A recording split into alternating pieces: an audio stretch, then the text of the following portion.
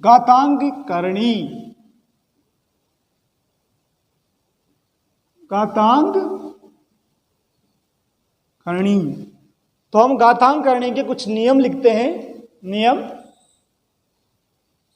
घातांक करणी के कुछ नियम लिखते हैं। पहला नियम, a की घात m हो प्लस a की घात n हो। a की घात m हो प्लस नहीं गुणा a की घात m हो इंटू a की घात n हो। a की घात m हो इंटू a की घात n हो। तो यहां पर आधार समान है, यहां पर आधार समान है। आधार समान होने पर गुणा करने पर घातों को जोड़ दिया जाता है, घातों को जोड़ दिया जाता है। तो m प्लस n होगा, a की घात m प्लस n होगा। दूसरा नियम, a की घात m भाजक a की घात n, a की घात m भाजक a की घात n। यहां पर भी आधार समान हो, आधार समान हो और फिर इनका भाग दिया जाता है तो घातें घटती हैं, तो घातें घटती हैं। तो यहां पर होगा m minus n, m minus n। तीसरा नियम, a की घात m का होल स्क्वायर इनकी घात n, होल स्क्वायर नहीं, a की घात m इनकी घात n, a की घात m और इनकी घात फिर n। तो यहां पर एक ही संख्या की घात के ऊपर घात होती हैं, एक ही संख्या के घात के ऊपर घात होती हैं, तो घातें एक दूसरे से गुणा होती हैं। तो यहां पर a की घात mn होगी, यहां पर a की घात mn होगी। अगला नियम, a की घात माइनस n, a की घात माइनस n। अगर घातें ऋणात्मक में हो, अगर घातें ऋणात्मक में हो तो उसे धनात्मक में बदलने के लिए 1/a की घात n होगी, 1/a की घात n होगी, 1/a की घात n होगी। अगला नियम, a की घात 0 हो, a की घात 0 हो। अगर किसी भी संख्या की घात 0 हो तो उस संख्या का मान 1 माना जाता है। अगर किसी भी संख्या की घात 0 हो तो उस संख्या का मान 1 माना जाता है, उस संख्या का मान 1 माना जाता है। अगला नियम, a की घात n, इसी तरह पॉइंट दिया होगा, बिंदु दिया होगा, b की घात n, a की घात n व b की घात n। इसका मतलब भी गुणा होता है, इस तरह जो बिंदु दिया होगा उसका मतलब भी गुणा होता है। यहां पर आधार अलग अलग हैं, यहां पर आधार अलग अलग हैं लेकिन घातें समान हैं, लेकिन घातें समान हैं। तो यहां पर आधार गुणा होगा, आधार गुणा होगा और घात वही रहेगी, आधार गुणा होगा वह घात वही रहेगी। अगला नियम, a की घात n बटा b की घात n, वही उसी तरह का नियम, a की घात n व b की घात n। यहां पर आधार अलग अलग हैं, यहां पर आधार अलग अलग हैं लेकिन घातें समान हैं, लेकिन घातें समान हैं। तो यहां पर आधार का एक दूसरे पर भाग दिया जाएगा लेकिन घात वही रहेगी, a/b की घात n होगी, a/b की घात n होगी। अगला नियम, अगला नियम, x की घात a बराबर x की घात b, x की घात a बराबर है x की घात b के। यहां पर x की घात a के बराबर है x की घात b, तो यहां पर a व b बराबर होगा, यहां पर a व b बराबर होगा, यहां पर a व b बराबर होगा। इसी तरह एक और नियम है, वो आप देख लीजिए, a की घात x बराबर है b की घात x के, a की घात x बराबर है b की घात x के। ये दोनों बराबर हैं तो यहां पर भी a के बराबर होगा b, a के बराबर होगा b। अगला एक और नियम देख लीजिए।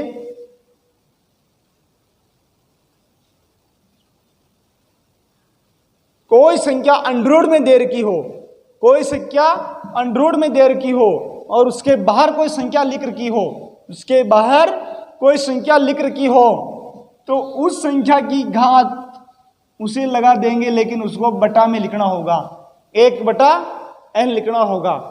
इसका अंडरवुड हट जाएगा और 1/n यहां पर लिख सकते हैं हम, 1/n यहां पर लिख सकते हैं। ये सभी सिद्ध किए हुए मान हैं, ये सभी सिद्ध किए हुए मान हैं। तो इन्हीं मानों के आधार पर हम, इन्हीं नियमों के आधार पर हम कुछ सवाल करते हैं। देखिए,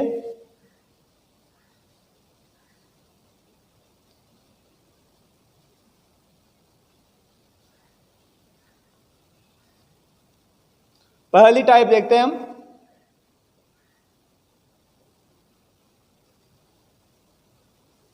पहली टाइप का सवाल देखते हैं हम। 125 की घात है 2/3। सवाल नंबर पहला, 125 की घात है 2/3। अब इनको हल करने इनके लिए हम या तो 2 को मिटाना होगा या 3 को मिटाना होगा। यहां पर कोई भी एक संख्या रहेगी, बटा वाला सिस्टम हटाना होगा, बटा वाला सिस्टम हटाना होगा। तो उसके लिए यहां पर पहले 25 का हम छोटा रूप करेंगे। तो 125 5 की घात 3 बनता है। 125 में 5 की घात 3 बनता है, 5 की घात 3 बनता है। 5 × 5 × 5 50 25 25 पंचे 125 होता है। मतलब 5 की घात 3 बराबर 125 होता है। फिर इसके वही घात लिखेंगे हम 2/3। अब हमने अभी जस्ट नियम पढ़ा है कि एक ही संख्या के घातों के ऊपर घातें लगी होती है तो घातें एक दूसरे से गुणा होती हैं। तो यहां पर घातें गुणे होंगी। 5 की घात 3 × 2/3, 3 से 3 कट जाएगा और यहां पर बच जाएगा 5 की घात 2 बराबर 5 × 5 बराबर 25। 5 × 5 बराबर 25 हमारा आंसर होगा इस तरह के सवाल में। अगला एक और सवाल देखिए।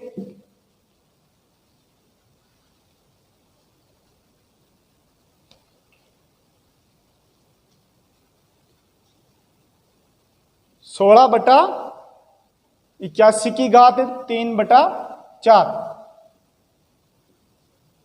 16/81 की घात है 3/4। अब यहां पर भी वही बटा में संख्या है, वही संख्या है, तो इसको भी हम बटा को हटाएंगे। तो पहले इनका देखेंगे। 16 का मान, 16 में होती है 2 की घात 4, 16 में होती है 2 की घात 4 और 81 में होती है 3 की घात 4, 81 में होती है 3 की घात 4 और वापिस इनके घात वही 3 की घात 4। और अभी हमने नियम देखा है कि आधार अलग अलग हो और घातें एक हो, तो उसको हम इस तरह लिख सकते हैं 2/3 की घात 4, फिर इनकी घातें 3/4।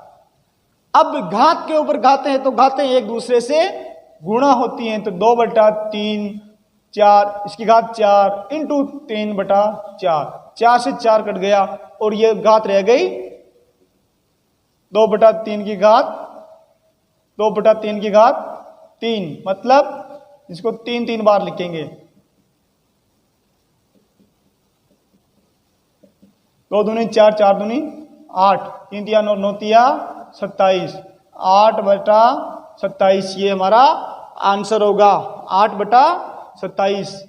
अगला क्वेश्चन, इसके हम खूब सारे क्वेश्चन करेंगे ताकि हमारे दिमाग के सभी संशय दूर हो सके। तो अगला क्वेश्चन एक और देखते हैं हम। इस प्रकार के खूब सारे क्वेश्चन करेंगे हम।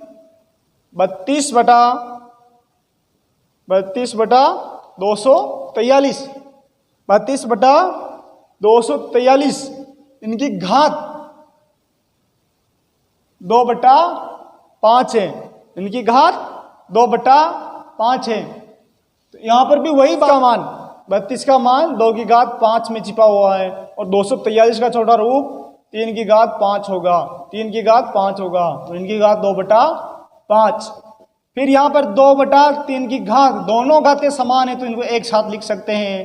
फिर इनकी घात 2/5। अब यहाँ पर घाते गुणा होगी, 2/3 की घात 5 इंटू 2/5। 5 से 5 कट गया तो यहाँ पर क्या बचा, 2/3 की घात 2, यानी इनको 2 बार गुणा करना है तो इसका मान होगा 2 दूनी 4 और 3 3 9, 4/9 इसका उत्तर होगा। 4/9 इसका उत्तर होगा। तो अब अगला सवाल देखिए, अगला एक और सवाल देखिए, 1331/3375। 1331/3375 की घात 1/3। 1331/3375 की घात 1/3। अब इसका भी छोटा रूप देखिए, इसका भी छोटा रूप देखिए। तो 11 की घात 3 में 1331 होता है और 15 की घात 3 में 3375 होता है। फिर इनकी घात 1/3। अब यहाँ पर 11/15 की घात हम एक साथ लिख सकते हैं 3, फिर इसकी घात और 1/3। फिर अब यहाँ पर घातें गुणा होगी, 11/15 की घात 3 इंटू 1/3। 3 से 3 कट गया और 1 बच गया, तो इसका आंसर होगा 11/15। 11/15, यही इसका आंसर होगा। तो अब अगला सवाल और देखिए, दूसरी टाइप का। अब देखेंगे हम अगली टाइप नंबर 2। 81 की घात -3/4। 81 की घात -3/4। अब वही बात माइनस वाली बात आ गई, वही बात माइनस वाली बात आ गई। तो सबसे पहले हम 81 का छोटा रूप करेंगे। 81 का छोटा रूप करेंगे तो 81 का छोटा रूप होगा 3 की घात 4, सो इसकी घात -3/4। अब घात के ऊपर घात है तो घातें गुणा होगी, 4 इंटू -3/4। 4 से 4 कट गया और 3 की घात है -3। अब इसका माइनस ऋणात्मक हटाने के लिए यहां पर होगा 1/3 की घात 3 और 1/3 की घात 3 का मान होगा 1/27। 1/27, 1 को 3 बार लिखा जाएगा और 3 को 3 बार लिखा जाएगा तो इसका मान 1/27 होगा। अब इसी तरह का, इसी टाइप का एक दो और सवाल और करते हैं हम। इसी टाइप के एक दो सवाल और करते हैं हम। 8/27, 8/27 की घात -1/3। 8/27 की घात -1/3। तो यहां पर भी हम इन सबके छोटे रूप देखेंगे। तो 8 का छोटा रूप होगा 2 की घात 3 और 27 का छोटा रूप होगा 3 की घात 3। फिर इसकी घात के ऊपर घात 1/3। अब यहां पर घातें समान हैं तो 2/3 की घात होगी 3 और फिर इनकी घातें होगी -1/3। अब घात के ऊपर घातें होगी तो घातें आपस में गुणा होगी। 2/3 की घात 3 इंटू -1/3 और 3 से 3 कट जाएगा तो यहां पर 2/3 की घात -1 होगी। अब माइनस हटाने के लिए यहां पर इनको उल्टा कर दिया जाएगा, 3/2 हो जाएगा, 3/2 हो जाएंगे। ये इसका आंसर होगा। अब अगला सवाल देखिए, इसी टाइप का अगला सवाल देखिए, 625/256 की घात -1/4। 625/256 की घात -1/4। अब करते हैं इसको भी। तो 625 ये किस में छुपा हुआ है? ये 5 की घात 4 में छुपा हुआ है। ये 5 की घात 4 में छुपा हुआ है। 256 4 की घात 4 में छुपा हुआ है। 256 4 की घात 4 में छुपा हुआ है। अब वह घात वापस लगा देंगे। अब घात के ऊपर घात, दोनों के ऊपर घात हैं, आधार यहां पर अलग अलग है लेकिन घातें समान हैं तो यहां पर एक घात लिखी जाएगी। 5/4 की घात 4 की फिर घात -1/4। अब घात के ऊपर घात है तो घातें गुणा होगी, घातें गुणा होगी तो 4 से गुणा किया जाएगा -1/4 को, तो 4 से 4 कट गया और यहाँ पर 5/4 की घात -1 होगी। अब इसका माइनस, इसके ऋणात्मक 1 को धनात्मक 1 करने के लिए यहाँ पर 4/5 किया जाएगा, यहाँ पर 4/5 किया जाएगा। संख्या और देखते हैं ऐसी।